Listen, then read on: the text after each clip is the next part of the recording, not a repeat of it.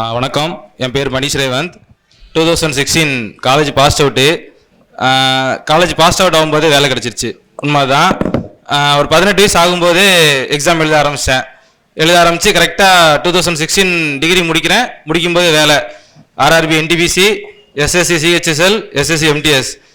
அப்போ ஆர்ஆர்பி தான் எல்லாருக்கும் தெரியும்னு சொல்லிட்டு ரயில்வேஸில் போக சொல்கிறாங்க. ஒரு 8 வருஷம் ஆச்சு. ரயில்வேஸ் ஒர்க் பண்ணிகிட்டே இருக்கேன் இப்போவும். அப்போ தான் நம்ம 2017 குரூப் 1 நினைக்கிறேன், நம்ம இன்ஸ்டியூட்டில் படித்த ஒரு மேடம் சரோஜான்னு நினைக்கிறேன், அவங்க டிஎஸ்பி எடுத்திருப்பாங்க, அட்வர்டைஸ்மெண்ட் கொடுத்துருந்தாங்க. அப்போது அந்த அட்வர்டைஸ்மெண்ட் பார்த்துட்டு தான் இந்த எக்ஸாம்ஸ் ப்ரிப்பேர் பண்ணுறேன். ஏன்னா கிளரிக்கல் கேடரில் தான் ஒர்க் பண்ணிட்டு இருந்தேன். ஸோ இந்த ஆஃபீஸர் கேடர் வரணும், என்னோட டிசபிலிட்டி பாயிண்ட் அவுட் பண்ணி தான் ப்ராப்பர் ரெஸ்பெக்ட், செல்ஃப் ரெஸ்பெக்ட், உண்மையை சொல்லப்போனால் அதுதான் சர்வீஸ் அப்படிங்கிறது. அதுதான் உண்மையிலே என்னோட செல்ஃப் ரெஸ்பெக்ட்டுக்காக தான் இந்த குரூப் எக்ஸாம்ஸ் எழுதணும் அப்படின்னு எழுதினேன். 2019 குரூப் 1 ப்ரிலிம்ஸ் கிளியர் பண்ணேன், மெயின்ஸ் போனேன், கிடைக்கல. 2020 குரூப் 1 ப்ரிலிம்ஸு மெயின்ஸு ஃபுல்லாக கனிமுருகன் சார் தான் கைடன்ஸு. நிறைய டெஸ்ட்டு கொடுத்தாங்க, எழுதிக்கிட்டே இருந்தேன், வரல. எனக்கும் என்னோட கேட்டகரியில் சர்வீஸ் அவங்களுக்கும் ஒரு 25 மார்க் டிஃப்ரெண்ட்டு, வரல. அந்த மெயின்ஸ் ரிசல்ட் வந்த உடனே அப்போ ஃபுல்லாக தூத்துக்குடியில் தான் கிளாஸ் போயிட்டு இருந்தேன். பாவேந்தன் சார் ஃபோன் பண்ணி கேட்டேன், சார் இந்த மாதிரி கிளாஸ் போகணும் அப்படின்னேன். சொன்னாங்க திருநெல்வேலியில் ஜாயின் பண்ணிக்கோமா, உனக்கு அதான் ஈஸியாக இருக்கும். திருநெல்வேலியில் ஜாயின் பண்ணாங்க. இங்கே வந்து ஜாயின் பண்ணி படிக்க ஆரம்பித்தேன். கனிமுருகன் சார் எப்போல்லாம் கிளாஸ்க்கு வரும்போதெல்லாம் கேட்பாங்க, ரேவந்த் சென்ட்ரல் கவர்மெண்ட்டு விட்டுட்டு ஸ்டேட்டு கண்டிப்பாக நீ வந்தே ஆகணுமா, இருக்கிற வேலையில் என்ஜாய் பண்ண வேண்டியதானே அப்படின்வாங்க. இல்லை சார் எனக்கு கண்டிப்பாக ஸ்டேட்டு வேணும் அப்படின்னு சொல்லிட்டு தொடர்ந்து கன்சிஸ்டண்ட்டாக படிச்சுட்டே இருந்தேன். நான் படிக்கிறது அப்படிங்கிறது வந்து கஷ்டம் தாங்க, உண்மையிலே சீரியஸாக கஷ்டம் தான். ஏன்னா மெட்டீரியல்லாம் இன்ஸ்டியூட்டில் கொடுத்துருவாங்க, நான் படிக்கணும்னா எங்கள் அப்பா தியாகம் பண்ணணும். நான் இங்கே வந்து மெட்டீரியல் எனக்கு மண்டே டு சாட்டர்டே ஆஃபீஸு, நான் சண்டே வந்து டெஸ்ட் போட வருவேன். டெஸ்ட்டு போட்டுட்டு மெட்டீரியல் வாங்கி எங்கள் அப்பாட்ட கொடுப்பேன். எங்கள் அப்பா வீட்டில் உட்காந்து ஆடியோ பண்ணணும். எங்கள் அப்பா எப்படி ஆடியோ பண்ணுவாங்கன்னா, விடிய காலம் 3 மணிக்கு எழும்புவாங்க, எழும்பி 4-4:30 வரை ஆடியோ பண்ணிவிட்டு எனக்கு ரீட் பண்ணி காட்டுவாங்க. அப்படி இல்லைன்னா நைட்டு ஆடியோ பண்ணிவிட்டு திருப்பி காலையில் ரீட் பண்ணி காட்டுவாங்க. ஃபுல்லாகவே நான் இன்னைக்கு இந்த இடத்துக்கு திருப்பி வந்திருக்கேன்னா அது காரணம் எங்கள் அப்பா தான். எங்கள் அப்பா இல்லாமல் சான்ஸே கிடையாது. எந்த அளவுக்கு அப்படின்னா, என்னோட டெஸ்ட் பேப்பரை இன்ஸ்டியூட்டில் எப்படி இவாலுவேட் பண்ணுறாங்களோ அதுக்கு டபுள் மடங்கு எங்கள் அப்பா பார்ப்பாங்க. இன்ஸ்டியூட்டில் மேக்ஸிமம் நம்ம 300 மார்க் எழுதுறோம்னா 120 130 வாங்கினாலே நல்ல அட்டெம்ப்ட் அப்படின்வாங்க. எங்கள் அப்பா 130 மார்க் தான் வாங்கியிருக்காங்க, மார்க்கா 150 மார்க் வாங்கினா தான் சர்வீஸ் போக முடியும், இப்படிலாம் எழுதுனா தேராது அப்படின்றாங்க. இதுக்காகவே அடுத்தது நல்லா படிக்கணும் அப்படின்ற ஒரு மோட்டிவேஷன்லேயே இருக்கும். என்னென்ன கொஸ்டின் கேட்டாங்க அப்படிங்கிறத என்னோட எங்கள் அப்பா ஈகராக வெயிட் பண்ணிக்கிட்டே இருப்பாங்க. அந்த மாதிரி என்னோட இதில் ஃபுல்லாகவே எங்கள் அப்பா தான். அதே மாதிரி சுரேஷை எடுத்துக்கிட்டிங்கன்னா, நம்ம இவாலுவேஷன் எப்போவுமே ஐயப்பன் சார், கந்தராஜ் சார், இவங்கெல்லாம் ஒரு ஸ்டைலான இவாலுவேஷனில் இருப்பாங்க. ஷீலா மேடம் அவங்க ஒரு இன்ஸ்பிரேஷனாகவே இருந்தாங்க. அவங்கள்ட்ட ஒரு பேப்பர் வாங்கினேன், அவங்கள்ட்ட இவாலுவேட் வாங்கினேன். அதே மாதிரி எனக்கு உண்மையிலே போய் சொல்லக்கூடாது, ரொம்ப பிடிச்ச இவாலுவேட்டர்னா சகுந்தலா மேடம் தான். அவங்க டிஃப்ரெண்டாக என்ன ட்ரீட் பண்ணாமல் எல்லார மாதிரியுமே என்ன ட்ரீட் பண்ணுவாங்க. ஒரு லைன் பேப்பரில் விட்டுருந்தா கேட்பாங்க, இந்த இடம் படுத்து தூங்குறதுக்காக விட்டுருக்க, எதுக்கு இந்த இடத்த விட்டுருக்க, நாளைக்கு இந்த பேப்பரில் இந்த இடம் இருக்கக்கூடாதுன்னு அவ்வளவு டேட்டாஸ் கொடுப்பாங்க. உண்மையிலே சகுந்தலா மேடம் ரிவ்யூ வாங்குறதுன்னு அவ்வளோ பிடிக்கும் எனக்கு உண்மையிலே. ஏன்னா நிறைய டேட்டாஸ் கொடுத்துக்கிட்டே இருப்பாங்க. அது ஆச்சரியமா இருக்கும், எப்படி இந்த மேடம் இவ்வளோ டேட்டாஸ் கொடுக்குறாங்க, சான்ஸே இல்லை அப்படின்னு தோணும்.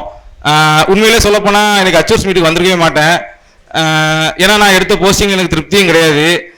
நான் ஒரு இன்ஸ்பெக்டர் ஸ்கேல் எக்ஸ்பெக்ட் பண்ணி தான் போனேன், ஆனால் கிடைச்சது நம்ம அசிஸ்டண்ட் தான். இது எனக்கு வந்து யாரை குறை சொல்றதுன்னு தெரியல, என்னையே எனக்கு குறை சொல்லிக்கிறதா. ஏன்னா நான் உண்மையிலேயே சொல்லப்போனால் பியூரா எக்ஸாம் வந்து படிக்கிறது மட்டும் என்னோட கடமையாக இருக்குமே தவிர எழுதுறது எல்லாமே ஸ்கிரைபை டிபெண்ட் பண்ணி தான் இருக்கணும், வேறு வழியே கிடையாது. என்னானாலும் சரி கவர்மெண்ட் கொடுக்குற ஸ்கிரைபு அவங்களுக்கு டிபெண்ட் பண்ணணும். நம்ம இன்ஸ்டியூட்டில் வச்ச 8 மாடல் டெஸ்ட்லையுமே ஸ்பாட் டெஸ்ட்லையுமே பேப்பர் கம்ப்ளீட் பண்ணேன். எனக்கு Einstein arts and science college போட்டிருந்தாங்க சென்டர், ஒரு மேடம் தான் எழுதுனாங்க.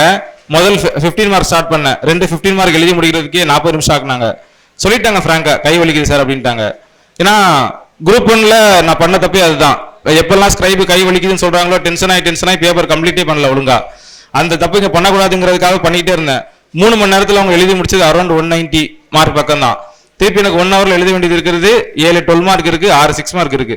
என்னக்கே தோணுச்சு 250 தாண்டாது இன்னைக்கு அப்படின்னு.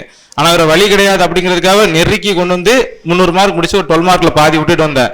ஆனால் அப்பவும் ஹோப் இருந்துச்சு சர்வீஸ் வாங்கிடலாம் அப்படின்னு. எல்லாருமே இங்கே பேச வரவங்க எல்லாருமே சொல்லுவாங்க குரூப் ஸ்டடி பண்ணுறோம் எல்லாருமே அப்படின்னு சொல்ல. உண்மையிலே கொஞ்சம் சங்கடமாகவும் இருக்கும். ஏன்னா குரூப் ஸ்டடினா எனக்கு என்னென்னு தெரியாது. நானா வருவேன், நானா படிப்பேன், நானா எழுதுவேன் போவேன், யாருமே தெரியாது. அந்த மாதிரி தான் போய்கிட்டே இருந்துச்சு. சிவகுமார் வந்திருக்காரு இன்னைக்கு கூட. அந்த அண்ணன் மட்டும் தான் குரூப் 1 எழுதும்போது அப்பப்போ ஸ்கிரைபிங் பண்ணாங்க. திருப்பி அந்த அண்ணன் ஒர்க் பண்ணிட்டு இருக்காங்க. திருப்பி இவங்க குரூப் எழுதியிருந்தாங்க கூட. சொல்லிட்டே இருந்தேன். ஆனால் அந்த பிஎஸ்சிஎம் வச்சிருந்தாங்க. ஆனால் 150 மேலே கிராஸ் பண்ணிங்கன்னா எப்படியும் ஒரு இன்ஸ்பெக்டர் ஸ்கில் கிடச்சிருந்தேன். எக்ஸ்பெக்ட் பண்ண போஸ்ட் கிடைக்காது, பட் ஒரு இன்ஸ்பெக்டர் ஸ்கில் கிடைக்கணும் அப்படின்னேன். ஆனால் 2 பேருமே HSல ஒரே மார்க்கு. 2 பேரும் அந்த அண்ணன் ஏதாவது கேட்டுப்பேன், நான் அந்த அண்ணன் ஒரே மார்க்கு, ஒரே டே கவுன்சிலிங்கு, ஒரே டைமு, அடுத்தடுத்த டேபிள் அப்படியே உட்காந்துருந்தோம். அதனால சொல்லிட்டே இருந்தாங்க எப்படின்னு தெரியல அப்படின்னு. திரும்ப திரும்ப சொல்லுவேன்னா எல்லாரும் படிங்க, என்ன உட்பட எல்லாரும் எப்படி நம்மளுக்கு தோணுன்னா நம்ம எழுதுற உடனே ஃபர்ஸ்ட் அட்டம்ப்டே சரி சொல்லணும்னு நினைப்போம். நானும் அப்படிதான் நினச்சிட்டே இருந்தேன். நம்ம அந்த ரேங்க் லிஸ்ட்ல இந்த ஃபைனலாக போடும்போது எல்லாரும் டேட்டா பேர்த்து பார்ப்பாங்க. நான்லாம் ஃபர்ஸ்ட் எல்லாரும் போய் பார்ப்பாங்க 97 99 பா இவ்வளோ சின்ன வயசுல சர்வீஸ் வாங்கியிருக்காங்கன்ட்டு. நான் பின்னாடி திருப்பி வைப்பேன் எவ்வளோ அதிகமான ஏஜில் இருக்கவங்க சர்வீஸ் வாங்கியிருக்காங்கன்ட்டு. அவங்களே சர்வீஸ் வாங்குறதுக்கு இவ்வளோ நாள் வெயிட் பண்ணிருக்கும் போது நம்மளோட ஏஜுக்கு நம்மலாம் இவ்வளோ நாள் ரொம்ப கம்மி எஃபர்ட் போடுறோம், என்ன ட்ரை பண்ணலாம் அப்படின்னு.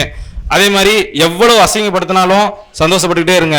எவ்வளோக்கு எவ்வளோ அசிங்கப்படுறீங்களோ அந்த அவமானங்களை சேர்த்து வச்சுட்டே இருங்க. அது உங்களை மிகப்பெரிய வெற்றியாளராக மாற்றிக்கிட்டே இருக்கும்.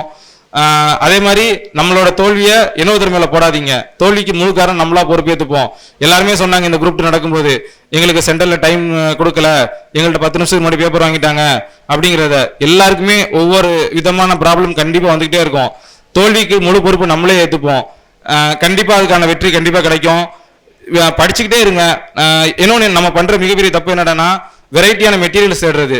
இந்த இன்ஸ்டியூட் மெட்டீரியல் நல்லா இருக்கும், இது பாலிடிக் நல்லா இருக்கும், இது அட்மினிஸ்ட்ரேஷன் நல்லா இருக்கும், இது யூனிட் 8 நல்லா இருக்கும், இது யூனிட் 9 நல்லா இருக்கும்ட்டு கடைசியில் ஒரு மெட்டீரியல் கூட நம்ம தொடவே மாட்டோம். எல்லா மெட்டீரியலும் நுனிப்புல் மேய்ஞ்ச மாதிரி மேய்ச்சிட்டு போயிட்டே இருப்போம். அந்த தப்பா பண்ணாதீங்க. திரும்ப திரும்ப சொல்றேன், ஒரு இன்ஸ்டியூட் ஒரு மெட்டீரியல் ஒரு டெஸ்ட் பேஜ் ஒழுங்கா போடுங்க, கண்டிப்பா கிடைக்கும். அதே மாதிரி பிரகாஷ் அவரும் நிறைய சப்போர்ட் பேக்ரவுண்டாக நிறைய சப்போர்ட் பண்ணாப்ல. எதனாவது படிக்கிற சமயத்தில் இங்கே சுரேஷ்க்கு வந்ததுக்கப்புறம் டெஸ்ட் பேஜுக்கு வந்ததுக்கப்புறம் மெடிக்கல் போர்ட் சர்டிஃபிகேட் வாங்கும்போது தான் பார்த்தோம் அவரை. எக்கச்சக்கமாக அவரும் பேக் போனால் ஏதாவது நிறைய மெட்டீரியல்ஸ் எடுத்தால் கிடச்சா கொடுத்துக்கிட்டே இருப்பார். என்ன சொல்கிறதுனே தெரியாது உண்மையிலே. காளிராஜ் அண்ணன் டெஸ்ட்டுக்கெலாம் வரும்போது ஃபோன் பண்ணி கேட்டால் இன்றைக்கி யார் ரிவ்யூ வராங்க எல்லாமே கரெக்டாக சொல்லுவார். ஃபோன் பண்ணி இன்றைக்கி இவங்க ரிவ்யூக்கு வராங்கண்ணே வந்துருங்க அப்படின்வாங்க. உண்மையிலே சுரேஷ் அகாடமி எப்படி சொல்கிறதுனே தெரியாது. கனிமுருகன் சாட்டெல்லாம் போனாங்கன்னா இந்த பேப்பர் ரிவ்யூ கொடுக்கும்போது ஒரு பேப்பருக்கு 20 நிமிஷம் 30 நிமிஷம் எடுத்து ரிவ்யூ கொடுத்துக்கிட்டே இருப்பாங்க. என்னென்ன தப்பு பண்ணியிருக்கோம், எங்கெங்க தப்பு பண்ணியிருக்கோம், என்னென்ன சேஞ்சஸ் கொடுக்கணும் சொல்லிக்கிட்டே இருப்பாங்க. எல்லாருமே எந்தெந்த ஈவாலுவேட்டர்ஸ் எல்லாருமே ரிவ்யூ கொடுக்குறவங்க எல்லாருமே சூப்பராக கொடுத்துக்கிட்டே இருப்பாங்க. கந்தராசராக இருக்கட்டும், நம்ம ஒரு கொஸ்டின் விட்டுருக்கோம்னா ஒருவேளை அந்த கொஸ்டின் வருதுன்னா இந்த கொஸ்டின் எக்ஸ்பெக்டட் கொஸ்டின் படிங்க, படிக்காம விட்டுறாதீங்க அப்படின்வாங்க. திருப்பி அதே மாதிரி இந்த கொஸ்டின் மெயின்ஸ்க்கு வரும்னு சொல்லிட்டு 4 பாயிண்ட் எழுதுவாங்க. அந்த பேர்ல படிச்சுக்கோங்க, இந்த பாயிண்ட் முக்கியமானது, கண்டிப்பாக ஃபாலோ பண்ணிக்கோங்க அப்படின்னு. எல்லா இவாலுவேட்டர்ஸ்க்கும் தேங்க்ஸ் பண்ணிக்கிறேன், அட்மினிஸ்ட்ரேஷனுக்கு தேங்க்ஸ் பண்ணிக்கிறேன். ஃப்ரெண்ட்ஸு எக்கச்சக்கமான பேர் ஸ்கிரைபிங் பண்ணியிருக்காங்க. எனக்கு உண்மையிலே அதெல்லாம் அவங்களுக்கு எவ்வளோ வேலைகள் இருக்கும். இந்த மாதிரி ஸ்கிரைபிங் பண்ணணும் வருவீங்களான்னு கேட்டால் எந்த வித எக்ஸ்பெக்டேஷன் இல்லாமல் ஸ்கிரைப் பண்ண வருவாங்க. அதனால நான் என்ன சொல்கிறேன்னா என்னைக்குமே எழுதுகிற ஃபர்ஸ்ட் எக்ஸாம்லேயே நம்மளுக்கு சர்வீஸ் வேணும் அப்படின்னு எக்ஸ்பெக்ட் பண்ணாதீங்க. கண்டிப்பாக ஆசையாக இருக்கும், இந்த எக்ஸாம் எழுதிட்டோம் நல்லா பெர்ஃபார்ம் பண்ணுறோம் சர்வீஸ் கிடைச்சா நல்லா இருக்கும்ட்டு. ஆனால் சர்வீஸ் அப்படிங்கிறது வந்து நம்மளோட கோல் தான். கண்டிப்பாக நம்ம சர்வீஸ் வாங்குறது கோல் தான். பட் ஆனால் அதுக்கான எஃபர்ட் நம்ம கொடுத்துருக்கோமா? எல்லாருமே சொல்லுவாங்க நான் நல்லா எழுதுனேன், தமிழ் எழுதிட்டேன், மார்க் போட மாட்டேன்ட்டாங்க, இங்கிலீஷ் எழுதுனா தான் மார்க் போடுறாங்க அப்படின்னு. நம்ம ஏன் இங்கிலீஷ் ஈக்குவலாக எழுதலை அப்படிங்கிறத நம்ம யோசிக்கவே மாட்டோம் கண்டிப்பாக, நான் என்ன உட்பட.